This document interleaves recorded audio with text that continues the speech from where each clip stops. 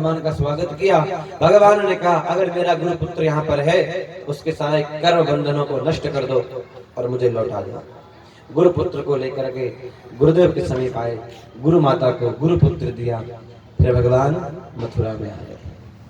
देखो ये सारी लीलाएं, सारी कथाएं बड़ी विस्तार से हैं, लेकिन उसके लिए समय का थोड़ा सा अभाव है।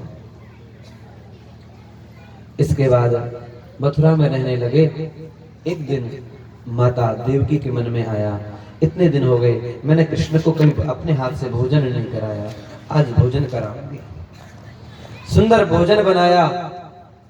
उस भोजन के थाल में दही भी है, दूध भी है, माखन भी है। एक सुंदर वस्त्र से ढक करके माता देवकी लेकर के आ रही हैं। जैसे आते हुए माता देवकी को भगवान कृष्ण ने देखा, देखते ही माता यशोदा की याद आ गई। आहा, आज गोविंद के नेत्रों से अश्रुओं की धार छूट गई, रुदन करने लगे। देवकी ने सोचा आज इतने दिनों बाद पहली बार इसके लिए कुछ लेने आई, इसको कुछ खिलाने आई। ये रोने लगा।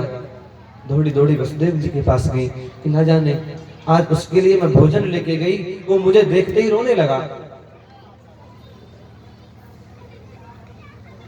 वसुदेव जी ने उद्धव को बुलाया और कहा वृष्णीनां प्रवरो मंत्री कृष्णस्य दयित सखा। यदुवंशियों में एक मंत्री हैं जिनका नाम है उद्धव, वो भगवान कृष्ण के सखा हैं। उनको कहा उद्धव तुम जाके पूछो ना कृष्ण से, वो बहुत दुखी क्यों रहता है। उसको जब भी देखो वो खिड़की के बाहर देखता रहता है, दूर दूर तक दृष्टि डालता है, वो एकदम नाराज सा रहता है, दुखी दुखी रहता है, क्या बात है। उद्धव जी आए और पूछा क्या बात है। भगवान का हाथ पकड़ लिया। कृष्ण क्या बात है, तुम दुखी रहते हो, तुम्हारे दुखी रहने के कारण ये सारे मथुरा वासी भी दुखी रहते हैं, क्या बात है। भगवान बोले उद्धव ब्रज मोहि विशरत नाहि। मैं वृंदावन को नहीं बोल पाता हूँ, मुझे वृंदावन बार बार याद आता है। उद्धव मोहि, भैया वृंदावन को भूल नहीं पाता। मैं जानता हूँ वो ब्रजवासी मुझे बहुत याद करते हैं, और वो ब्रजवासी याद करते हैं तो मुझे भी उनकी याद आती है। भगवान रोते हुए बोले उद्धव जी मेरा एक काम करोगे, आप वृंदावन चले जाओ ना, और वृंदावन में जो मेरी माँ यशोदा है, बाबा नंद है, मेरे मित्र हैं, मेरे सखा हैं, मेरी गोपियां हैं, उनको थोड़ा समझाओ। उद्धव जी बोले ठीक है जाता हूँ, लेकिन मैं 2 घंटे में वापस आ जाऊंगा। और गांव के ग्वाले, गांव के गंवार लोगों के बीच में ज्यादा नहीं ठहर सकता। भगवान ने कहा जाओ तो सही। भगवान ने अपने काली कमरिया दी, इसको ओढ़ के जाओ। क्यों? मेरे वृंदावन के लोग जब से अक्रूर मुझे लेकर के आया है, तब से मेरे वृंदावन के लोग मथुरा वालों की तरफ देखते तक नहीं है। ये पीताम्बरा, ये काली कमली लेकर के जाओ। विदुर जी, उद्धव जी रथ में सवार होकर के आए हैं। इधर जो वृंदावन के जो ग्वालवाल हैं भगवान के, भगवान ने कहा था परसों आऊंगा। प्रातः काल उठते हैं और वृंदावन मथुरा के बीच का जो मार्ग है उसमें बैठ जाते हैं और इंतजार करते हैं कि आज कृष्ण आ जाएगा। सुबह बैठते हैं, शाम हो जाती है, दुखी होकर के फिर आ जाते हैं, और जाते जाते माता यशोदा को कह जाते हैं माँ आज भी नहीं आया। आज जब उद्धव जी आए हैं, उद्धव जी के रथ को आते हुए देख करके सखाओं को लगा हमारा कहीं आ रहा। एक सखा ने तो कहा कि मैं जानता था कि कृष्ण हमारे बिना नहीं रह पाएगा। तब तक उद्धव जी का रथ पास आ गया, और क्या देखते हैं सखा कि रथ के अंदर कृष्ण नहीं है, कि और ही बैठा है। पूछ लिया भैया तुम कौन हो, क्यों आए हो। आज उद्धव जी ने क्या देखा कि श्याम बिना ब्रज सुनो आज गोविंद के बिना वृंदावन सूना लग रहा है। आज वहां की वृक्षों की पत्तियां हरी नहीं है, गाय सुख के कमजोर हो गई है। ब्रजवासियों के मुख का तेज नष्ट हो चुका है। सखाओं ने पूछा आप क्यों आए हैं।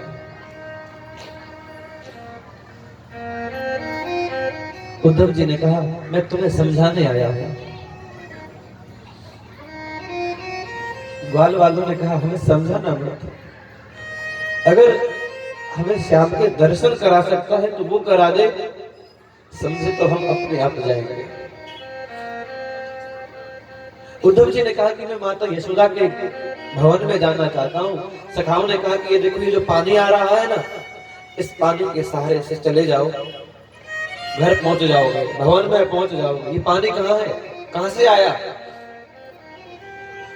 सखाओं ने कहा उद्धव ये कोई साधारण पानी नहीं है।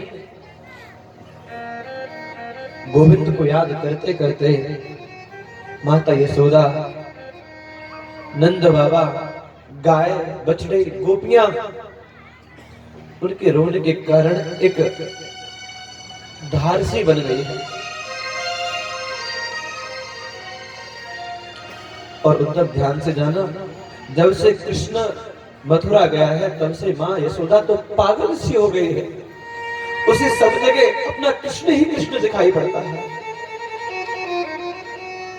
उद्धव जी गए हैं, रथ के आने की आहट सुनी, मां को लगा मेरा कृष्ण आ गया। रोने के कारण उनके नेत्रों की ज्योति चली गई है। रथ के पास जाते हैं लेकिन वृद्ध होने के कारण अधिक चल ना सकी, धड़ाम से गिर गई। उद्धव जी ने आके उठाया और कहा कि मैं कृष्ण का मित्र उद्धव हूं। मां भूल गई। मां ने कहा तू जो भी है थोड़ा धीरे बोल। क्यों। मां बोली अरे वो सुबह से माखन मांग रहा था, कभी कहता है माखन लूंगा, कभी कहता है चंदा लूंगा, कभी कहता है बहू लूंगा।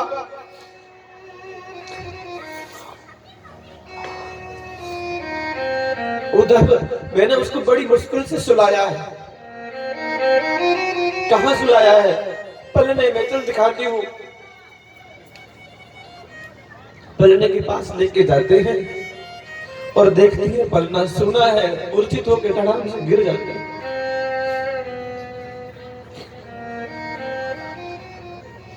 नंद बाबा आए, बोले उद्धव जब से कृष्ण गया है तब से इसकी यही दशा है। इसे कभी लगता है कृष्ण यहाँ है, कभी लगता है वहां है, कभी प्रतीक्षा करती है कि सायंकाल होते ही गाय चरा के वो वापस आ जाएगा।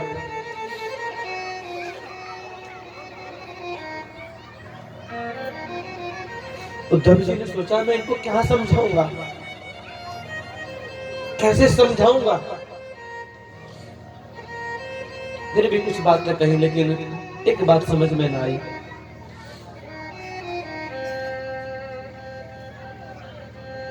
नंद बाबा कहते हैं उद्धव निस्दिन बरसत नैन न पार।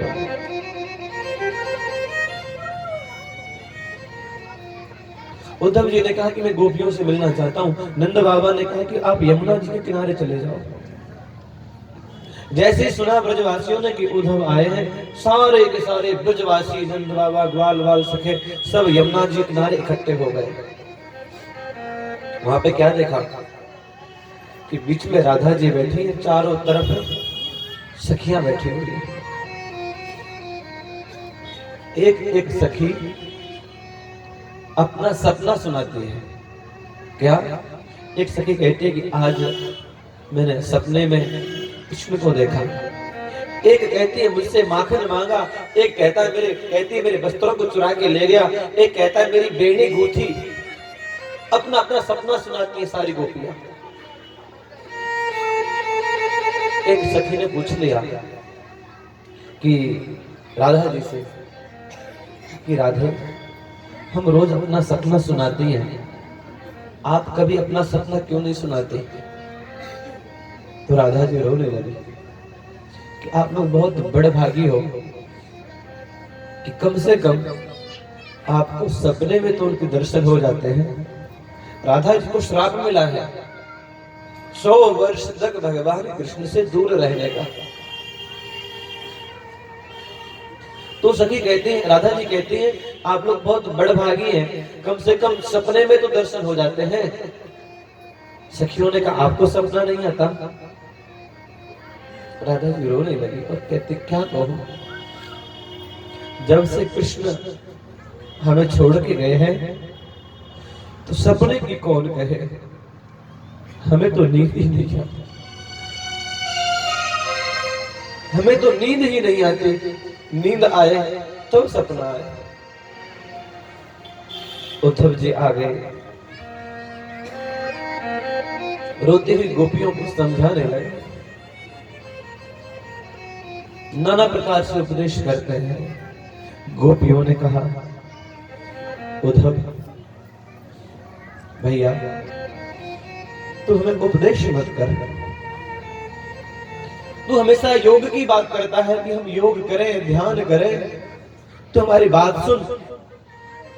तेरा केवल योग है और हमारा वियोग है। वियोग का अर्थ है विशेष योग।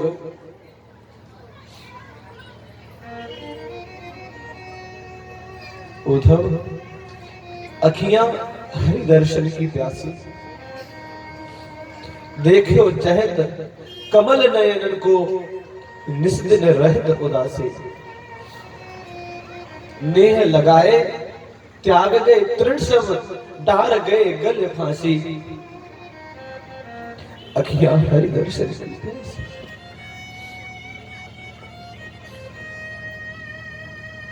उद्धव बहुत समझाते हैं। गोपियों ने कहा, तू ब्रह्म के चिंतन की बात करता है, और उद्धव सुन, ये हमारी जीभ अगर कृष्ण के अतिरिक्त किसी और का नाम भी लेगी तो हम अपनी जिह्वा को हलाहल विष में डाल देंगे, पर किसी और का नाम कभी नहीं लेंगे।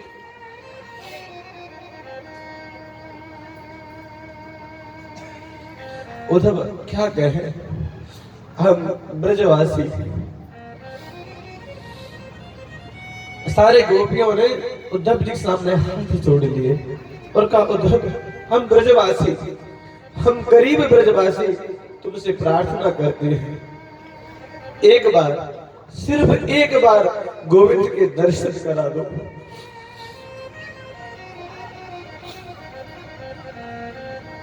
हम सत्य कहते हैं, मिला दो श्याम से उद्धव, तेरा गुण हम भी गाएंगे। तू एक बार हमें गोविंद के दर्शन करा दे, हम उसके बाद गोविंद का नाम लेना बंद कर देंगे, तेरा नाम लेने लगेंगे।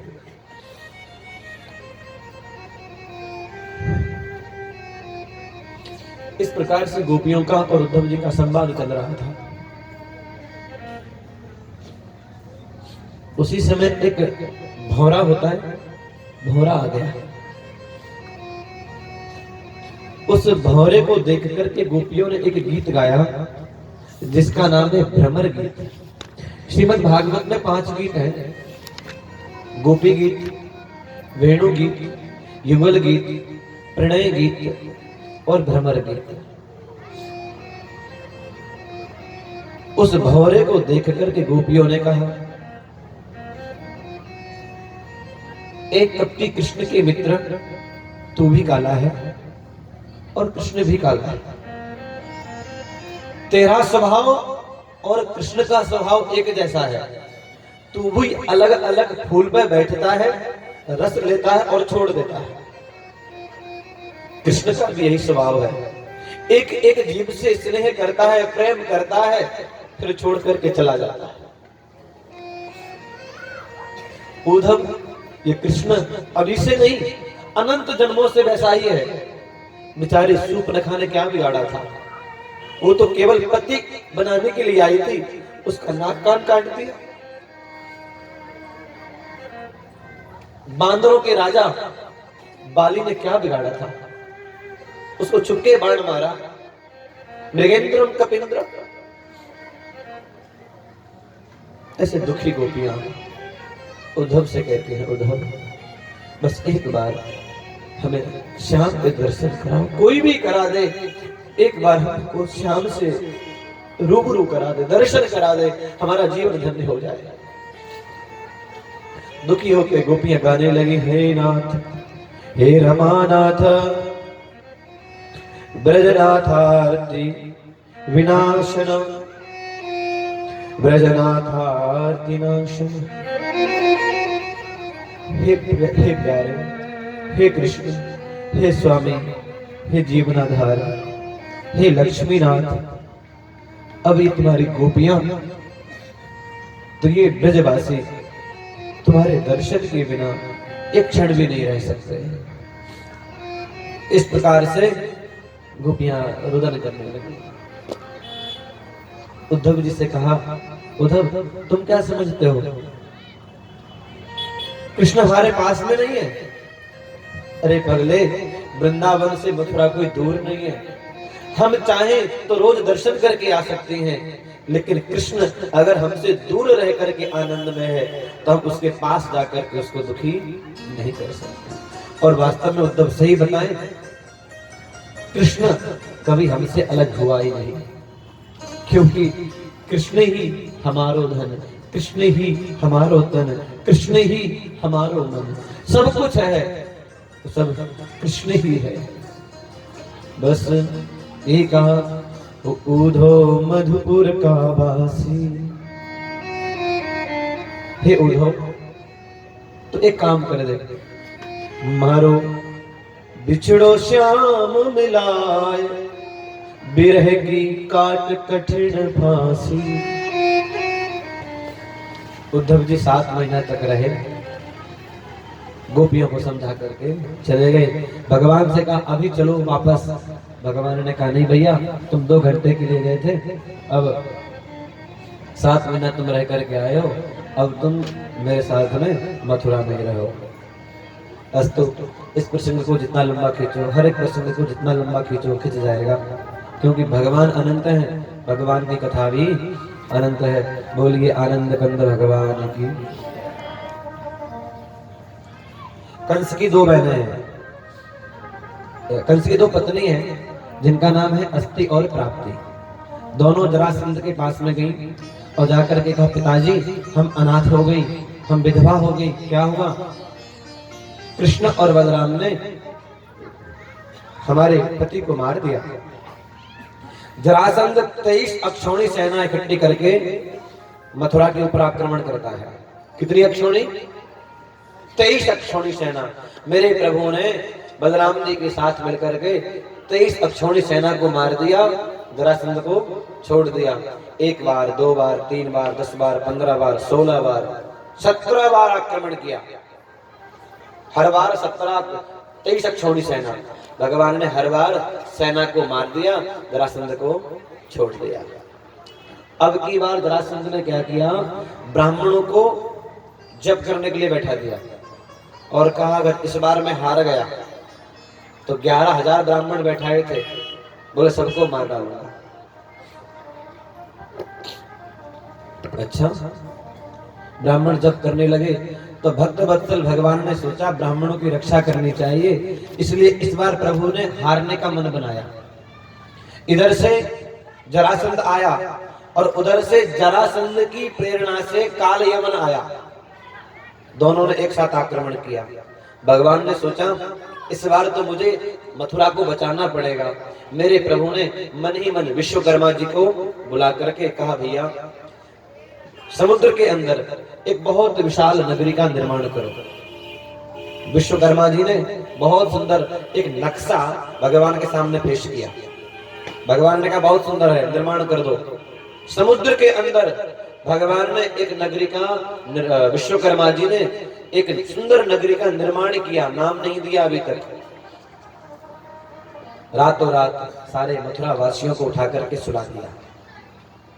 प्रातः काल मथुरा वाले जब उठे तो देखने लगे भाई ये द्वार कहाँ है इसका, क्या द्वार कहाँ, द्वार कहाँ, द्वार कहाँ करते करते उस नगरी का नाम क्या पड़ गया, द्वारिका। इधर मेरे प्रभु ने काल यवन को आते हुए देखा, भगवान भगे। काल यवन पीछे पीछे, भगवान आगे आगे आगे पीछे करते करते बहुत दूर ले गए उसको। भगवान एक गुफा के अंदर प्रवेश कर गए। उस गुफा में महाराज मुचकुंद सो रहे थे। मुचकुंद महाराज को देख करके मेरे प्रभु ने अपना पीतांबर उनको उड़ा दिया। काल यवन ने देखा ये कृष्ण है, मुझे देख करके सोने का नाटक कर रहा है। उसने महाराज मुचकुंद को जोर से एक लात मारी। महाराज मुचकुंद की नींद खुल गई।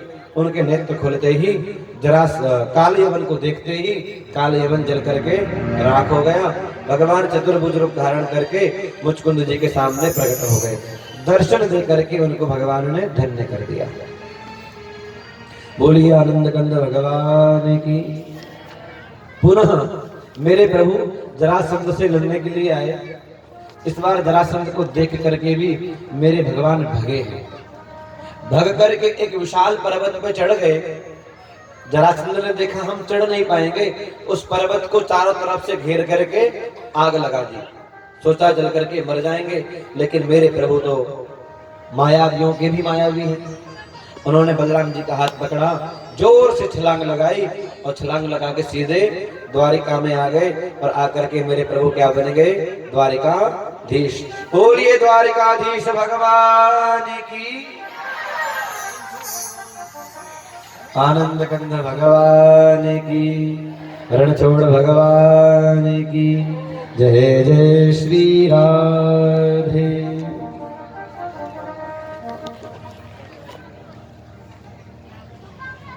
सुखदेव जी कहते हैं राजन,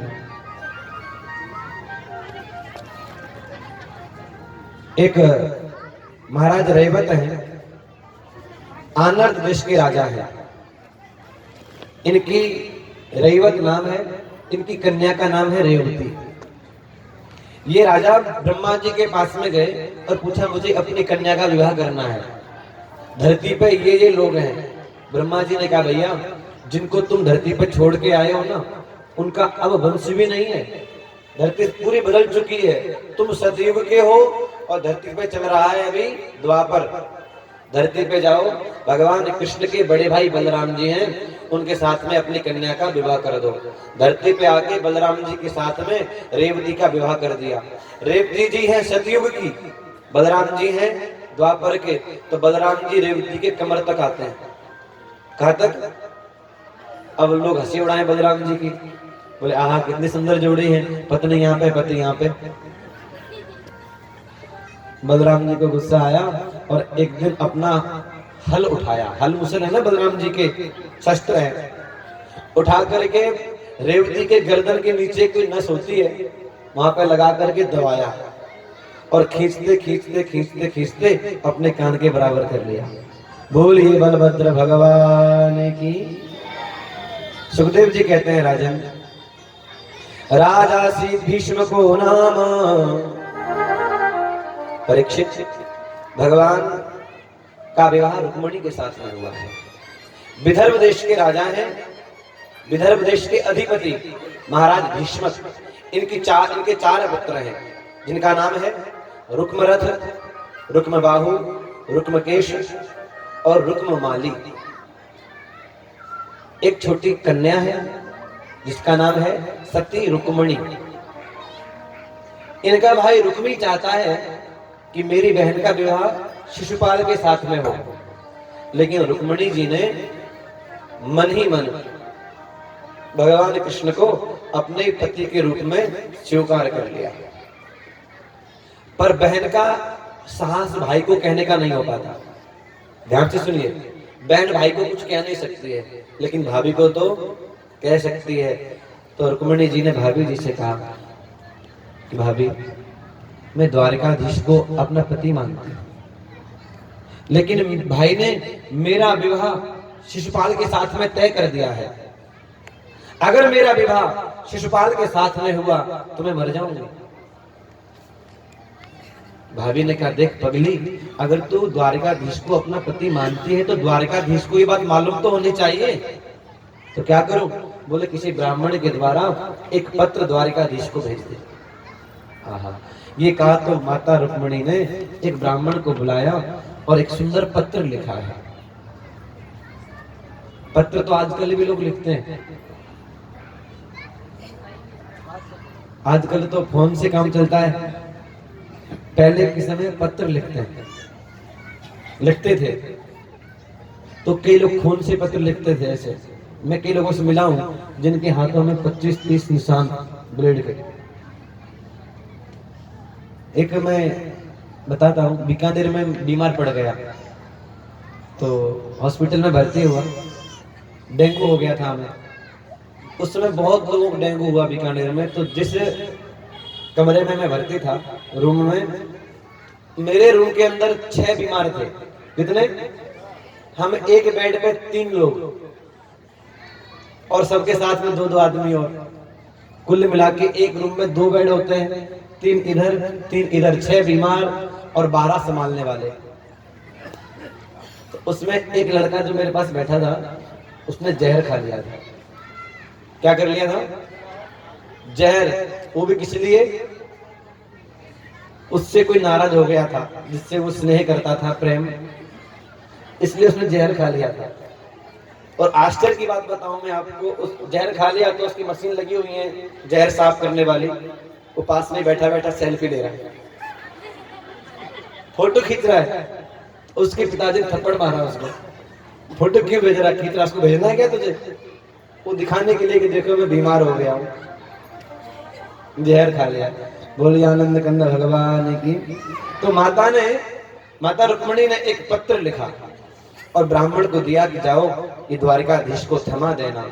ब्राह्मण उस पत्र को लेकर के महल में प्रवेश किया। भगवान के द्वारिका में साधुओं को, ब्राह्मणों को कोई रोक टोक नहीं है, वो सीधे भगवान से मिल सकते हैं। ब्राह्मण का भगवान ने स्वागत किया, निकट बैठाया और कहा कैसे आना होगा। ब्राह्मण ने पत्र दे दिया। भगवान ने पत्र पढ़ा। अब पता है पत्र में क्या लिखा था? छोड़ो भाई, किसी के पत्र को ना पढ़ना चाहिए ना सुनना चाहिए, इसलिए जाने दो। अरे भैया, ये किसी का नहीं है, ये भगवान हमारे अपने हैं। इनके पत्र को हम पढ़ भी सकते हैं और सुन भी सकते हैं। रुक्मिणी जी ने लिखा, श्रुत्वा गुणान् भुवन सुंदर शृण्वतां ते निर्विश्य कर्ण विवरै हरतोंगतापं रूपं दृशां दृशिमता मखिलार्थ लाभं त्वयि अच्युता विशति चित्तम पत्रपं मे। हे त्रिभुवन सुंदर, आपके गुणों को जब से सुना है तब से मेरा चित्त, मेरा मन आपके चरणों में लग गया है। क्योंकि हे गोविंद, सुनने वालों के कानों के रास्ते आपके गुण हृदय में प्रवेश कर जाते हैं और जन्म जन्म के एक एक अंग के ताप संताप नष्ट कर देते हैं। और हे प्रभु, मैंने आपको अपने पति के रूप में मान लिया है। आप समझ रहे होंगे कि जो अपना पति खुद चुनती हो, वो लड़की, वो कन्या अच्छी नहीं होगी। तो प्रभु एक बात बताती हूँ, कात्वा मुकुंद महिति कुलशील रूप। हे गोविंद, आप सोचते हैं कि पत्र भेजने वाली कन्या अच्छी नहीं होती, पर मैं बताती हूँ, आप त्रिभुवन के अधिपति हैं, आप त्रिभुवन पर राज्य करने वाले हैं। आपके जैसा सुंदर कोई नहीं है, आपके जैसा गुणी कोई नहीं है, आपके जैसा महान आत्मा और कोई नहीं है। क्योंकि आपका ध्यान तो योगी भी करते हैं। तो ऐसी इस संसार में ऐसी कौन सी कन्या होगी जो आपको पति के रूप में नहीं पाना चाहती होगी। इसलिए आप मुझे गलत मत समझें, मैं तो आपको पति मान चुकी हूँ। भगवान ने ब्राह्मण की तरफ मुस्कुरा के कहा कि ब्राह्मण देव, सत्य कहता हूँ, जब से मैंने महाराज भीष्मक की कन्या रुक्मिणी के बारे में सुना है, तब से दिन रात मैं भी उसी का चिंतन करता रहता हूँ। ब्राह्मण ने कहा फिर देर किस बात की, चलो, समय नहीं है। कल शाम को बारात आ जाएगी, आज रात का समय है। उसमें लिखा रुक्मिणी जी ने, प्रभु आपको लगता हो कि आप मुझे कैसे ले जाएंगे? तो मैं बताती हूँ। हमारे यहाँ पे नियम है, विवाह से एक दिन पहले ऊपर पर्वत पे एक माता अंबा का, गौरी का मंदिर है, उसमें माता गौरी की पूजा करते हैं। मैं पूजा करने जाऊंगी, सावधान रहना, मेरी सेवा में, मेरी रक्षा करने के लिए लाखों की संख्या में सैनिक होंगे, आप वहां से मुझे उठा करके ले जाना। भगवान ने, दारुक भगवान का सारथी है, दारुक से कहा रथ तैयार करो। ब्राह्मण को बैठाया, खुद बैठे और रथ को तेजी से दौड़ा दिया। बलराम जी सामने से आ रहे थे, कहाँ जा रहे हो? बोले वापस आके बात करेंगे।